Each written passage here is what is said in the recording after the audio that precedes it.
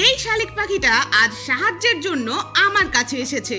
তো hello friends, welcome to our YouTube channel unique Bangla. আর তোমাদের সাথে আমি অনু।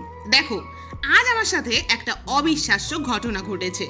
আমি সকালে রান্না করছি, হঠাৎ দেখি একটা শালিক পাখি ঘরে ঢুকে পড়েছে, বিলকুল আমার কাছাকাছি। ভয় পর্যন্ত পাচ্ছে না। পাখিটা ক্ষুধার্ত দেখে আমি ওকে কিছু খাবার দিলাম।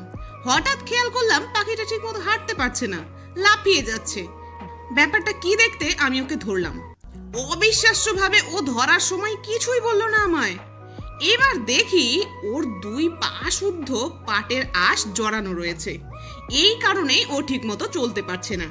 আমি আর বাবু ওর জড়ানো সুতোগুলো খুলতেই দেখি ওর একটা আঙুল অলরেডি কেটে পড়ে গেছে, আর একটাও কাটার মুখে। যা হোক, অসুস্থ পাখিটাকে 2 দিন রেস্ট দেবার জন্য ওকে আমার কলোনিতে রেখে দিলাম। এবার বলো, কাজটাকে আমি ঠিক করলাম নাকি ভুল?